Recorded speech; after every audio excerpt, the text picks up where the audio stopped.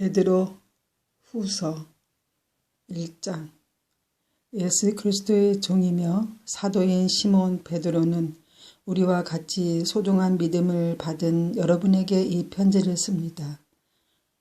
여러분은 우리 하나님과 구주 예수 그리스도의 의로우심을 힘입어 이 믿음을 받았습니다. 하나님과 우리 주 예수님을 더 깊이 알므로써 은혜와 평안이 여러분에게 더 넘치기를 기도합니다. 그리스도께서는 하나님의 능력으로 우리가 하나님을 섬기며 살아가는 데 필요한 모든 것을 허락해 주셨습니다. 이 모든 것은 우리가 그분을 알 때에 받게 되는 것입니다. 그분은 자신의 영광과 선함으로 우리를 불러주셨습니다. 그 영광과 선함을 통해 약속하신 크고 놀라운 선물을 우리에게 주셨으며 이 약속을 통해 하나님을 닮은 모습으로 함께 교제하게 하셨습니다. 그러므로 세상의 어떤 종족도 여러분을 멸망시킬 수 없습니다.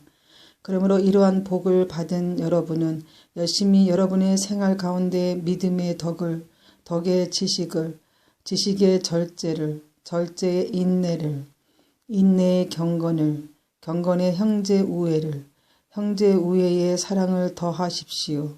이 모든 것이 여러분의 삶 가운데서 자라난다면 여러분을 유익하고 쓸모있는 사람으로 만들어 줄 것입니다. 또한 우리 주 예수 그리스도를 아는 지식이 여러분의 삶을 더욱 풍성하게 해줄 것입니다. 그러나 이런 것을 갖추지 못한 자는 앞못 보는 사람과 같으며 과거의 더러운 죄로부터 깨끗함을 받은 사실을 잊은 사람들입니다. 형제 여러분, 하나님께서는 여러분을 부르시고 하나님의 백성으로 선택하셨습니다. 여러분은 자신이 하나님께 선택받은 백성임을 남들이 알 수 있도록 힘써야 합니다. 이렇게 할 때 여러분은 결코 넘어지지 않으며 우리 주님이시며 구원자이신 예수 그리스도의 영원한 나라에서 최고의 환영을 받게 될 것입니다. 여러분, 이 모든 것을 다 알고 있고 또 진리 안에 굳게 서 있지만 한 번 더 여러분의 기억을 일깨워 주고 싶습니다. 내가 이 세상에 살아있는 동안 여러분에게 이렇게 하는 것이 옳다고 생각합니다. 나는 이제 곧 육신을 떠나야 함을 알고 있습니다. 우리 주 예수 그리스도께서 내게 그것을 알려주셨습니다.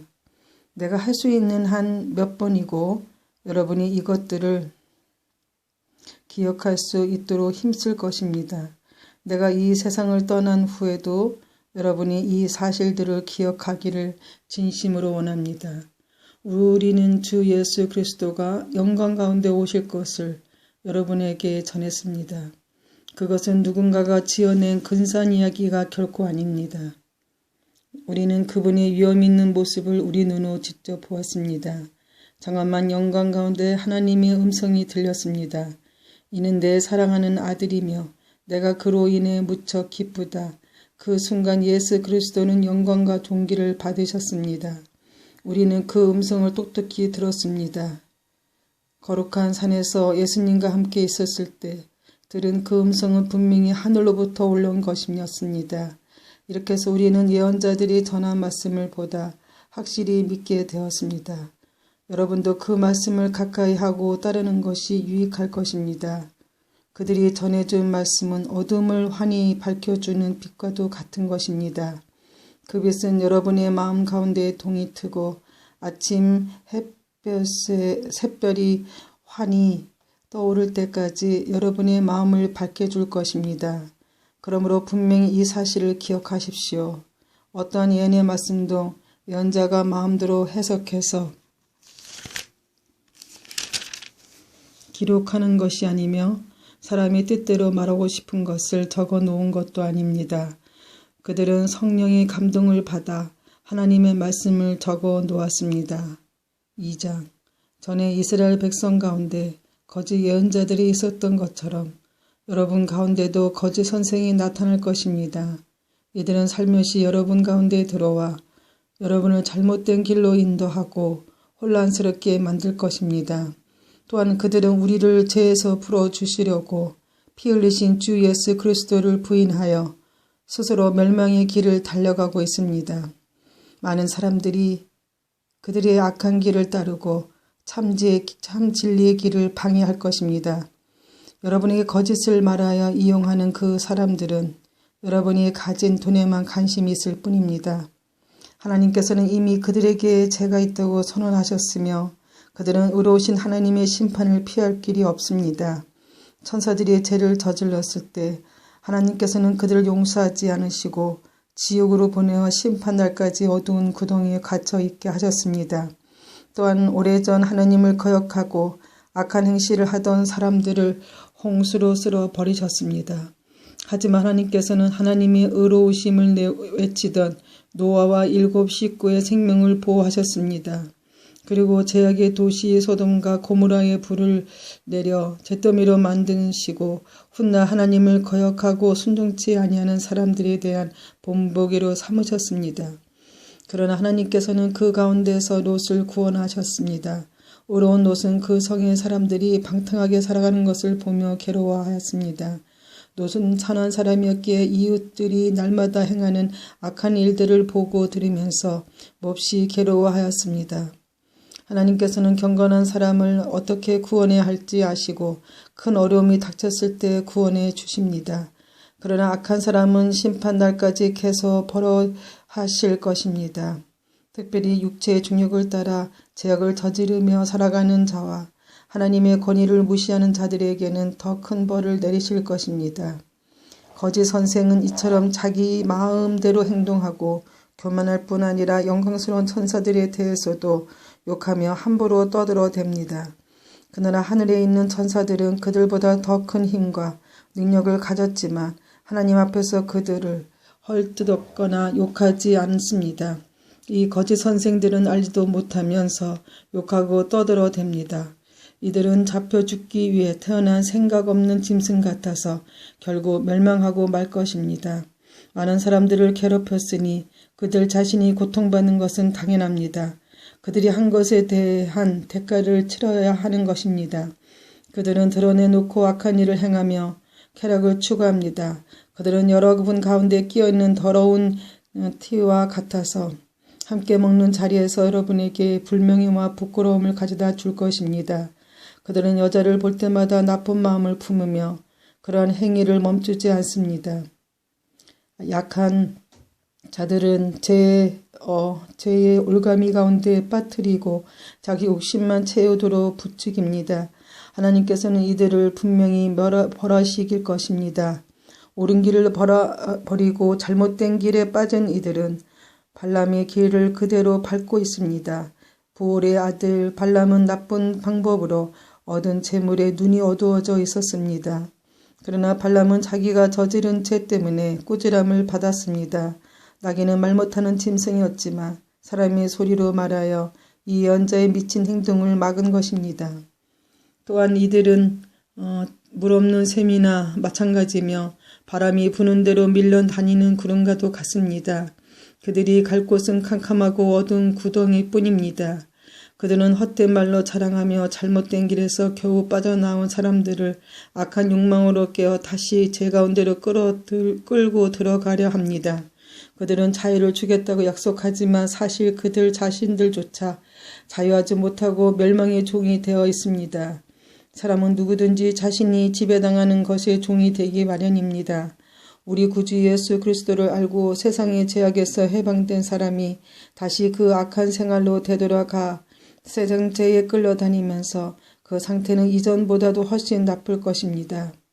차라리 바른 길을 모르는 게 더 낫지 않겠습니까?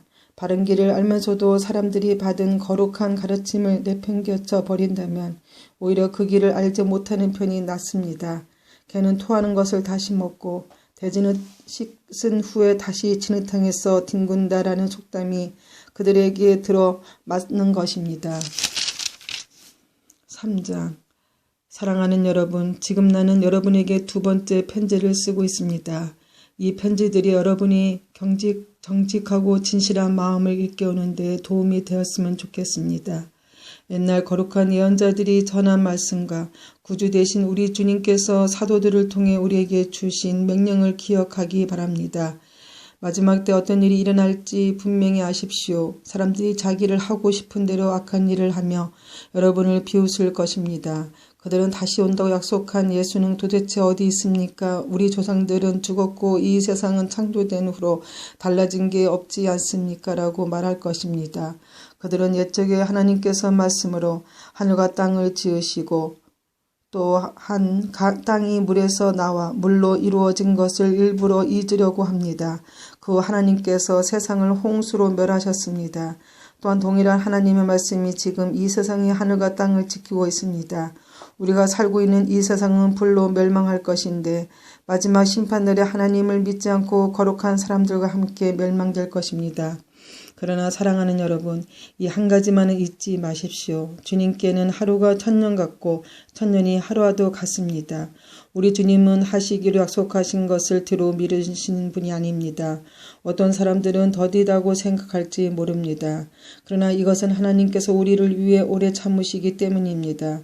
하나님께서는 우리께서는 한 사람이라도 멸망치 않고 모두 회개하고 돌아오기를 바라고 계십니다. 하지만 주님의 날은 도적같이 갑자기 올 것입니다. 하늘이 큰 소리를 내며 사라지고 하늘에 있는 모든 것들이 불에 의해 녹을 것입니다. 또한 땅과 땅에 있는 모든 것들도 불타버릴 것입니다. 모든 것이 이렇게 다 타버릴 텐데 여러분은 어떤 사람이 되어야 하겠습니까? 거룩하고 경건하게 살아야 하지 않겠습니까? 여러분은 그날이 오기를 손꼽아 기다려야 합니다. 그날에 하늘과 하늘에 있는 모든 것이 불타 없어지겠지만 하나님께서는 우리에게 약속하셨습니다. 정의가 살아있는 새 하늘과 새 땅을 우리에게 주시겠다고 말입니다. 사랑하는 여러분, 그날을 기다리며 죄를 멀리하고 흠없이 살도록 노력하십시오. 하나님과 평안 가운데 거하시길 바랍니다. 우리 주님의 오래 참으심으로 우리가 구원받았다는 사실을 잊지 마시기 바랍니다. 사랑하는 형제 바울도 하나님께 받은 지혜로 이와 같은 편지를 여러분에게 보냈습니다. 바울이 그의 편지 가운데 이 모든 것을 써놓았습니다. 그의 편지 가운데 이해하기 힘든 부분이 조금 있어 몇몇 사람들이 그것을 잘못 설명하기도 하였습니다.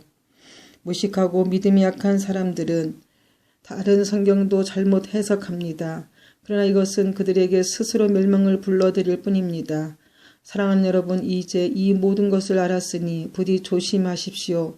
악한 자들의 게임에 빠져 잘못된 길에 들어서지 말며 굳건한 믿음에서 떨어지지 않도록 주의하십시오. 오직 우리 구주 예수 그리스도를 아는 지식과 그의 은혜 가운데 자라나기를 빕니다. 이제부터 영원까지 주님께 영광이 있기를 바랍니다. 아멘.